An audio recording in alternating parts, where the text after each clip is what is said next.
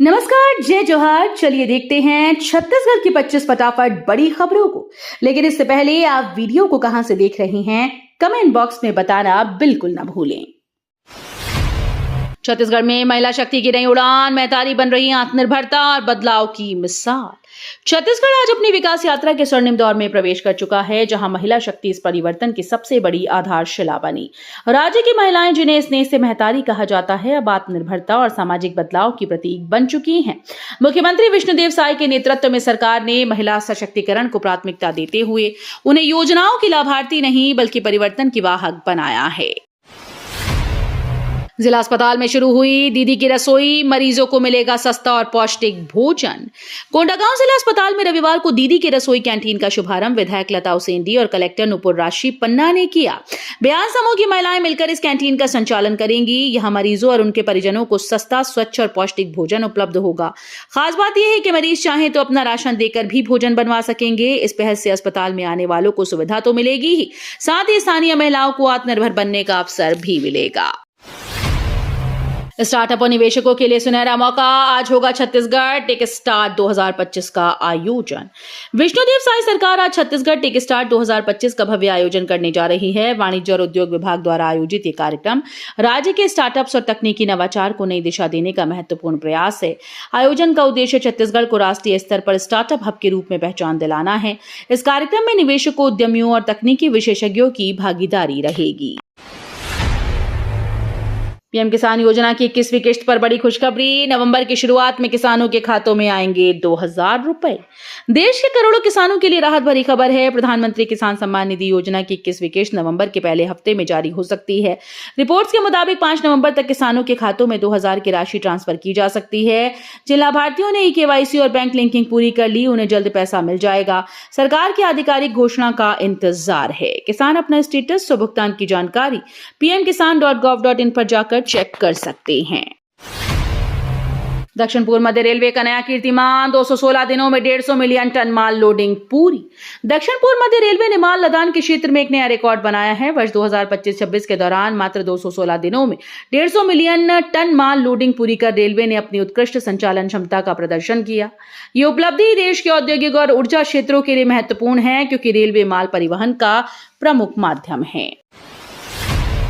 छत्तीसगढ़ के 335 कॉलेजेस में प्रोफेसर के 760 पद खाली, 4 साल से भर्ती प्रक्रिया अटकी।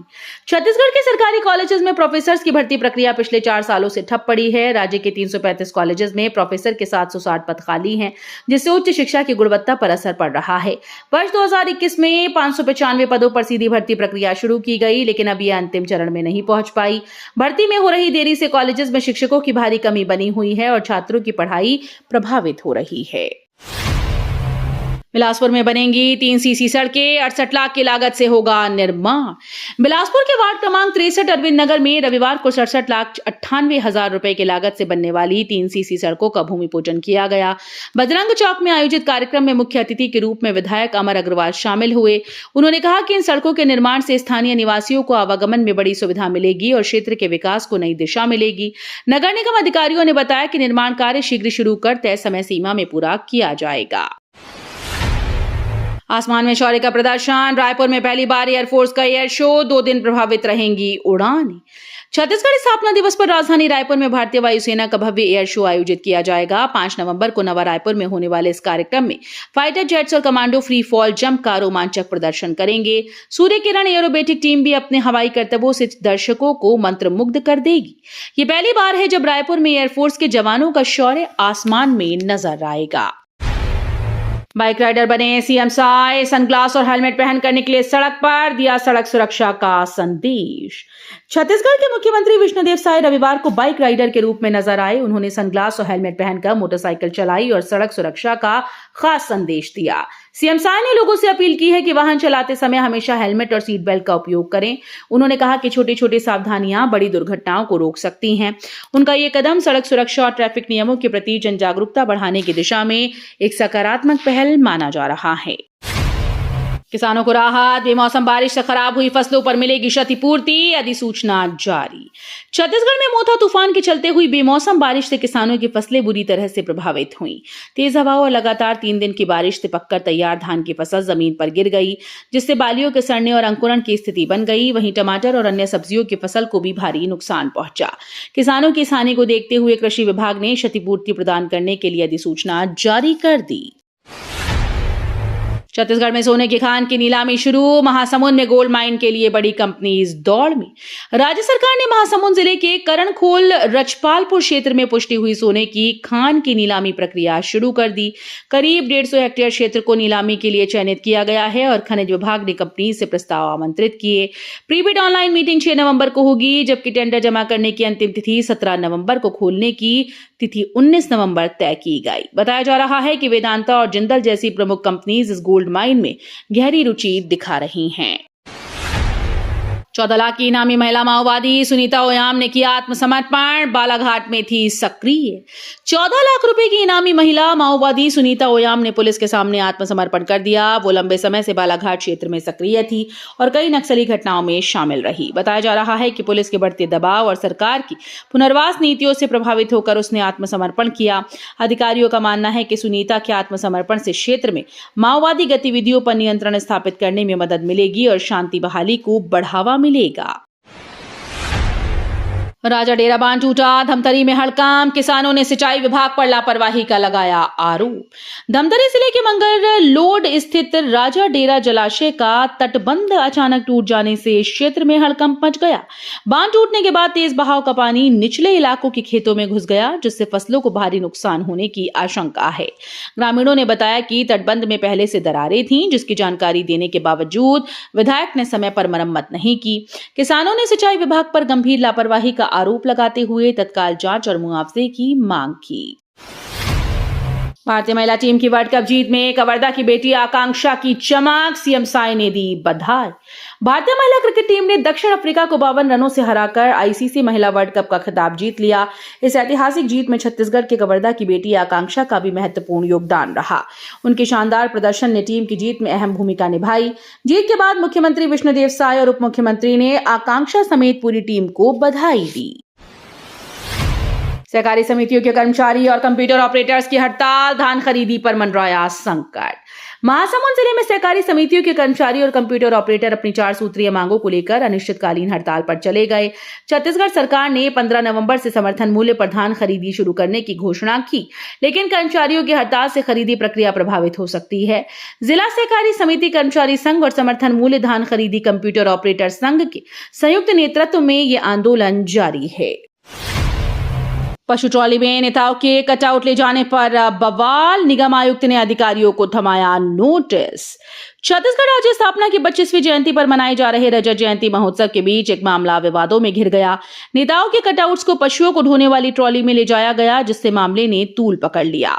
मेयर के निर्देश पर नगर निगम के अपर आयुक्त ने संबंधित अधिकारियों और कर्मचारियों को नोटिस जारी किया। इस घटना को लेकर प्रशासनिक हलकों में नाराजगी जताई जा रही है।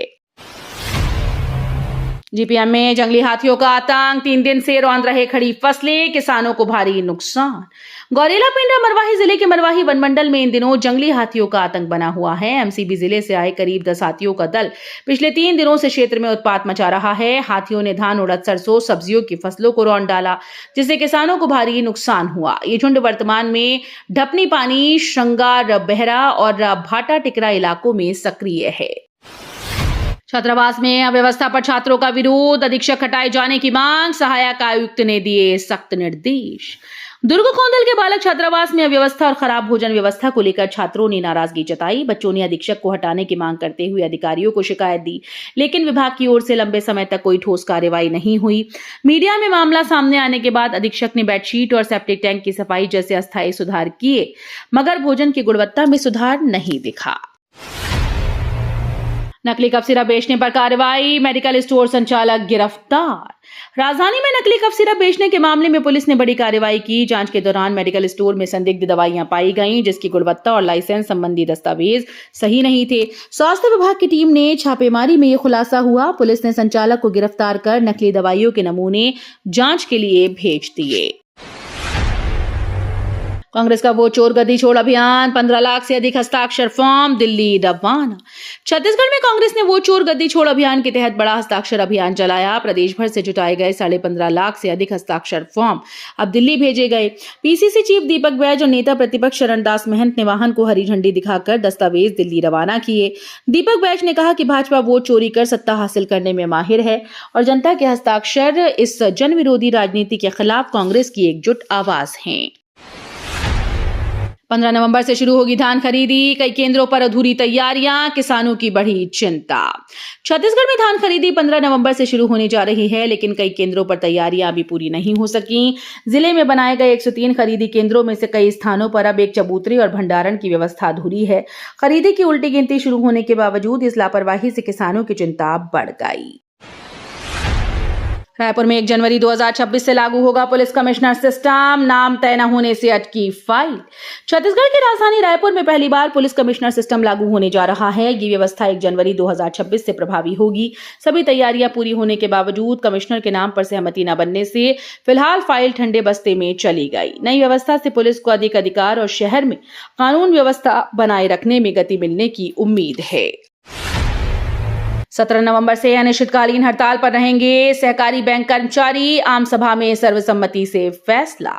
जिला सहकारी केंद्रीय बैंक मर्यादित जगदलपुर के कर्मचारियों ने 17 नवंबर से अनिश्चितकालीन हड़ताल पर जाने का ऐलान किया। ये फैसला रविवार को हुई कर्मचारी संघ की विशेष आम सभा में सर्वसम्मति से लिया गया। कर्मचारियों ने बताया कि उनकी लंबित मांगों पर प्रबंधन की चुप्पी के कारण ये कदम उठाना पड़ा। संघ ने चेतावनी दी कि जब तक उनकी समस्याओं का समाधान नहीं होता तब तक आंदोलन जारी रहेगा। रेलवे का खास ऑफर, सिर्फ 8,380 में करें अयोध्या धाम की यात्रा, मिलेगा रामलला के दर्शन का अवसर। भगवान श्री राम की नगरी अयोध्या अब श्रद्धालुओं के लिए और भी नजदीक हो गई। भारतीय railway catering and tourism corporation ने रामलला दर्शन रेल टूर पैकेज लॉन्च किया, जिसकी कीमत मात्र 8,380 रुपए रखी गई। इस पैकेज के तहत श्रद्धालु पटना से वंदे भारत एक्सप्रेस के माध्यम से अयोध्या धाम पहुंचेंगे। पैकेज में यात्रा, भोजन और दर्शनीय स्थलों का भ्रमण शामिल है। रेलवे का यह ऑफर श्रद्धालुओं को कम खर्च में अयोध्या दर्शन का सुनहरा अवसर प्रदान करता है। छत्तीसगढ़ में 33 लाख राशन कार्ड धारकों की केवाईसी अधूरी, 2 साल में तीसरी बार बढ़ेगी डेडलाइन। छत्तीसगढ़ में राशन कार्ड धारकों की केवाईसी प्रक्रिया एक बार फिर से अधूरी रह गई। शासन ने 25 अक्टूबर तक की अंतिम तिथि तय की थी, लेकिन समय पर करीब 33 लाख लोगों का सत्यापन नहीं हो सका। अब सरकार डेडलाइन तीसरी बार बढ़ाने की तैयारी में है। केवाईसी का उद्देश्य फर्जी कार्डों को समाप्त कर राशन वितरण को पारदर्शी बनाना है। तो ये थी आज की बड़ी खबरें। अगर आपको न्यूज पसंद आई हो तो वीडियो को लाइक और शेयर करना बिल्कुल ना भूलें। धन्यवाद।